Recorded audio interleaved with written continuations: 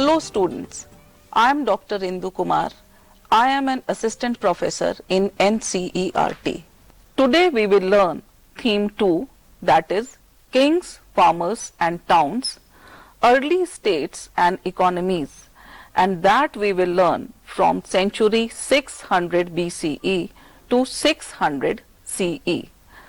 Students, 6th century BCE is often regarded as the major turning point in early Indian history. Any time span in history is remarkable or different from some other span of time because of some visible trends, and these trends are very prominent and visible during that time span. Now you must be thinking, what are those trends which were evident during 6th century BCE? So, let us now learn about those trends. The most visible trends of this period are emergence of early states and empires, appearance of new towns throughout the Indian subcontinent, growing use of iron, development of coinage, changes in the way agricultural production was organized, and the most important trend was the growth of diverse systems of thought, which along with others included Buddhism and Jainism. Now we will learn about the emergence of earliest states. The evidences of earliest states are that of the 16 Mahajanpadas, which are mentioned in early Buddhist and Jaina texts.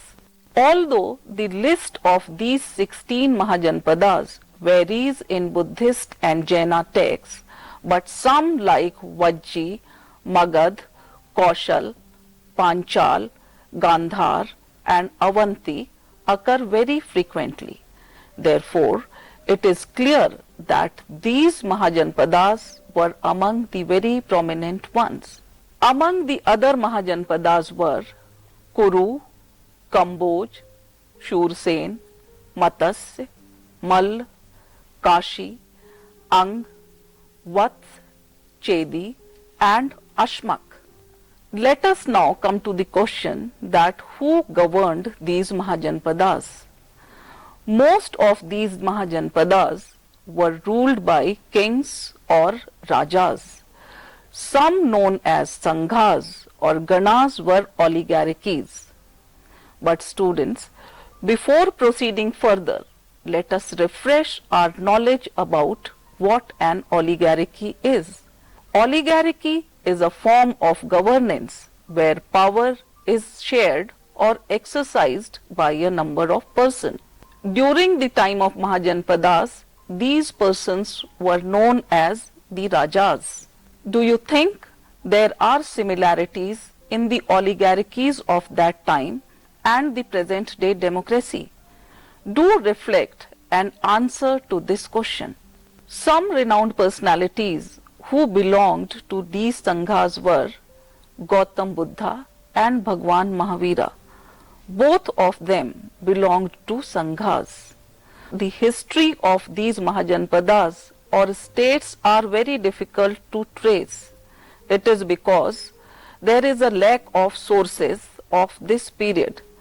But it is known that some of these Sanghas or Ganas were lasted for nearly 1,000 years. Let us now come to the question that who exercised control over the resources during the Mahajanpadas and what were the kind of requirements for which resources were needed.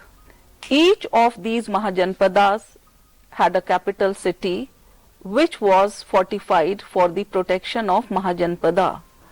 Maintaining these fortified cities as well as providing for the huge armies and bureaucracies needed resources. Who controlled the resources in Mahajanpadas? Rajas generally controlled resources. In some instances, as in the case of Vajji Sangha, Rajas probably controlled resources such as land collectively. Now the question arises, were there any rule for the procurement of resources for the Mahajanpadas? From the 600 BCE onwards, Brahmanas began composing Sanskrit texts, and these texts were known as Dharmashastras. These Dharmashastras laid down rules for rulers and also for other social categories. In these Dharmashastras, rulers were advised to collect resources from cultivators, traders, and artisans. It is not known whether they collected resources from pastoralist people and the forest people, but what we know definitely is that raids on neighboring states was considered as the legitimate means of procuring resources. Now the question arises, which Mahajanpada was the first among these 16 Mahajanpadas? Magadha emerged to be the most prominent and powerful among these 16 Mahajanpadas. Between the 6th and the 4th century BCE, Magadha, which is now in present-day Bihar, became the most powerful Mahajanpada. Now the next question is that why Magadha emerged to be most powerful and prominent? Early Buddhist and Jaina writers and the modern historians differ when they explain about this phenomena. Buddhist and Jaina texts attributed the power of Magadha to individual rulers and also to their ministers, because these ministers helped them implement their policies. Some of the prominent kings of Magadha are Bimbisar, Ajatashatru, and Mahapadmananda. According to Buddhist and Jaina writers, these rulers were ruthlessly ambitious and thus contributed to the rise of Magadha. But modern historians differ from Buddhist and Jaina texts when they explain the emergence of Magadha into a powerful state. Modern historians explain the emergence of Magadha as the most powerful Mahajanpadas into a variety of ways. They say that Magadha emerged to be powerful because of the abundance of resources. Agriculture in Magadha was especially productive. Iron mines, which are now in Jharkhand, were accessible and provided resources for tools and weapons. Elephant, an important component of army, were found in the forest of this region. The Ganga and its tributaries provided a means of cheap and convenient communication in Magadha. And we know that communication is vital for the existence of empire, as communication facilitates trade. The choice of capital also contributed in the rise of Magadha as the most powerful one. Initially, when Magadha was gaining power, its capital was Rajgir. Rajgir was a fortified settlement among the hills. Later, when Magadha gained power, the capital of Magadha was shifted to Patliputra. Patliputra is present-day Patna, which is situated at the bank of river Ganga, which commanded routes of communication. Students, up till now we have learnt about the 16 Mahajanpadas that were the earliest states of the 6th century BCE. Now let us come to the emergence of earliest empire. Growth of Magadha is linked to it. Growth of Magadha among the 16 Mahajanpadas culminated in the emergence of Mauryan Empire. This empire was founded by Chandragupta Maurya in 321 BCE. He extended his control as far northwest as Afghanistan and Balochistan. His grandson Ashoka argued to be the most famous ruler of early Indian history. Ashoka conquered Kalinga, which is in present-day coastal Orissa. Whenever we reconstruct history of any time, sources are very important to reconstruct history of that period. About the Mauryan period also, sources contributed a lot in the reconstruction of history. There is an interesting narration which I would like to share with you. James Princip was an officer in the Mint of East India Company. During 1830s, he deciphered Brahmi and Kharoshthi scripts. Brahmi and Kharoshthi are the two scripts which are used in earliest inscriptions and coins. When James Princip deciphered these scripts, he found that most of these inscriptions mentioned a king named Priyadarshi. Priyadarshi means pleasant to behold. There were also a few inscriptions which referred to this king as Ashoka, and Ashoka was one of the most famous ruler who was also described in Buddhist and Jaina texts. This gave new direction to the investigations into the early Indian political history. Whenever historians study resources, they do not depend on only one resource. Likewise, European as well as Indian historians used inscriptions as well as texts which were composed in different languages to reconstruct the early history of India. They also studied the lineage of major dynasties that had ruled over the subcontinent.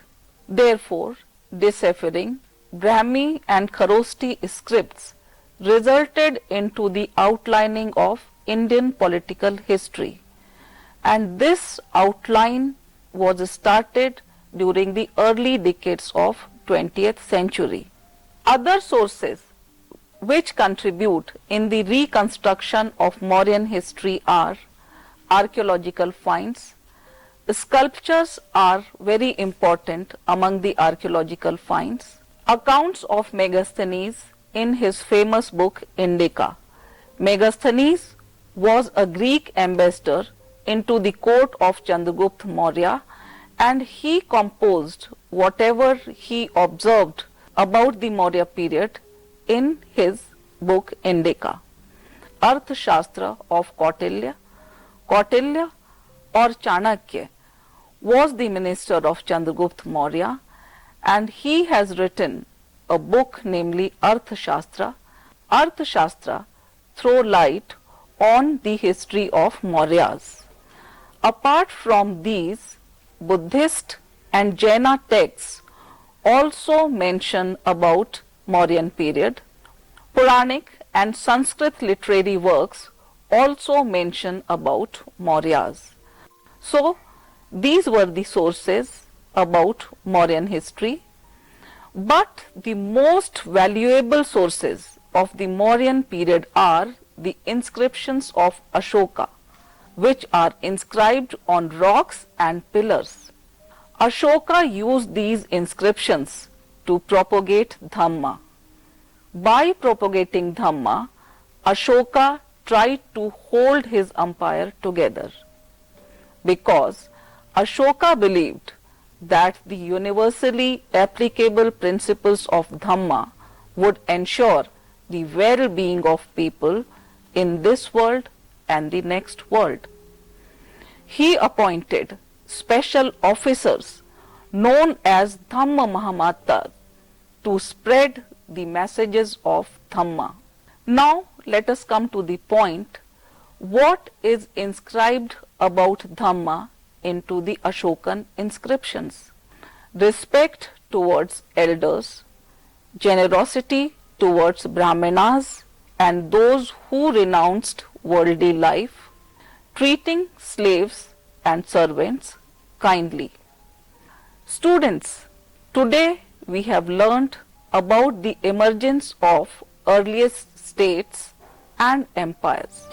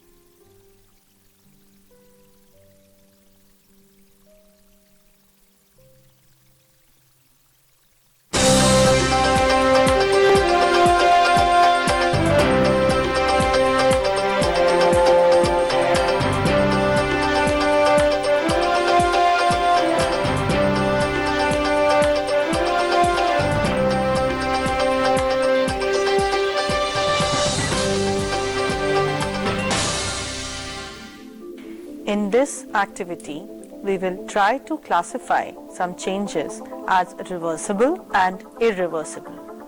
For this activity, we will need a big sheet of paper, a pair of scissors, a smaller sheet of paper, a sharpened pencil and a scale. First, take the bigger sheet of paper and fold it along its length into 2 equal halves. Now, fold one end up to the middle line and another end again up to the middle line. Fold the paper again. Fold the paper from the back side till the middle line. On the other side also fold it till the middle line. Fold the lower edge of the paper to meet the middle line. Repeat the same with the other side.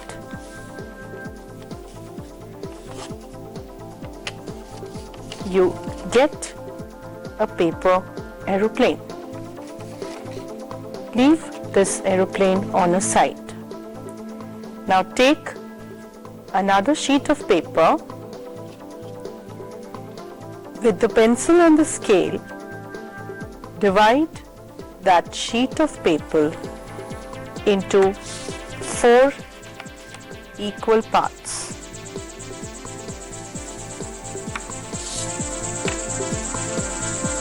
Cut these along the marked lines.